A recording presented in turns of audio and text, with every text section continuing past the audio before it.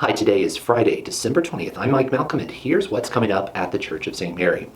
This is a special episode, the final one of 2019, so I'd like you to go back in time with me to do a year in review. The year started with the Solemnity of Mary, Mother of God on January 1st. It was followed very quickly with a women's ministry New Year's retreat. The retreat was led by Emily Camp and was called Leave Worry Behind. Emily did such a good job that they asked her to come back for 2020. But that's news for the future. In February, Deacon Rich Bender was really busy planning to expand the fledgling men's ministry. It had just started with a bang, and he was growing it into what it is now. He was also planning a lot of pilgrimages, taking parishioners to Clear Creek Monastery and later on to Okarche to see Blessed Stanley Rother's birth parish. In March, the parish brought in Father Jack's good friend, Monsignor Thomas Richter, to lead the parish mission. We also hired that same month Mr. Matt Bindle to be the owner's rep to represent the parish in all of the future building project dealings. In April, Encore Ministry took a big trip to Oklahoma City's bombing memorial. They said that was a really powerful experience.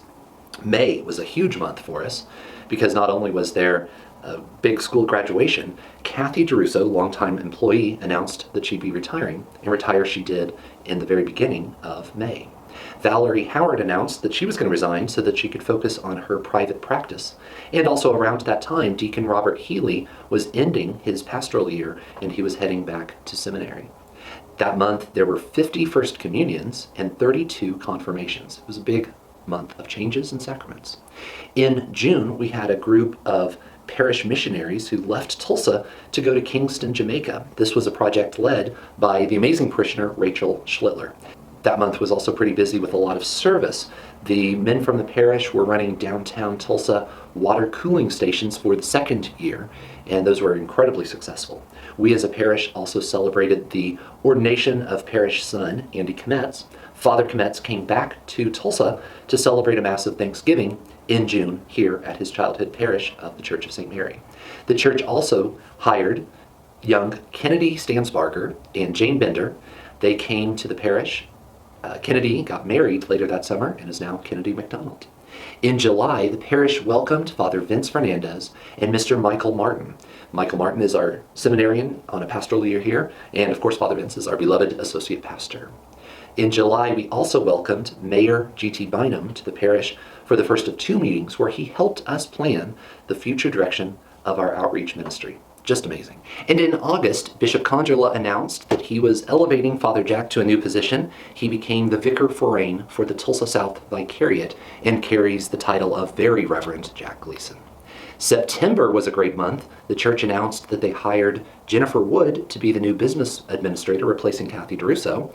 The church hired Julie Johnston to replace Jennifer in her previous role as Director of Development. That's Maryfair. Now, October was a busy month because that was Maryfair month. It was amazing. It was a great evening, but it was kind of rainy and humid. It was good during the dinner, but then there was enough rain overnight that we moved the picnic inside the church facilities. November was a big month of planning for Advent by Candlelight, which was executed in early December by our very own Esther Lustino, who led Advent by Candlelight for the second time. Speakers were Carla Lechner and Valerie Howard. Everybody said it was a powerful experience. So what is coming up at the end of 2019? It's certainly not over. We've got some big days coming ahead. Biggest might be Christmas, the birth of the Lord. Masses are in the bulletin on the church website and available here for you to make good plans for how you're going to celebrate the birth of Jesus. A couple days afterwards is going to be December 28th, the Feast of the Holy Innocents.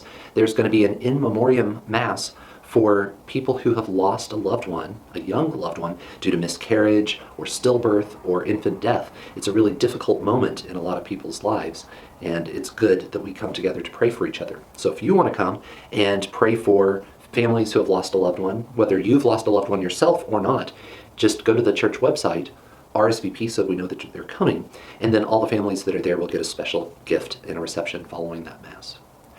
Raising Saints has a huge Holy Family Day party planned, and all you have to do is RSVP on the church website, and you'll get your place there. Then the process starts all over again. December 31st, there's a Mass at 5 p.m., followed by Mass on the very first day of 2020 with 9 o'clock. You can celebrate it here at the Church of St. Mary, celebrating the mystery of Mary, Mother of God. It's amazing. Thank you for letting me be part of your church for another year. I love it here. This is a great place. And I will see you either Christmas or in 2020.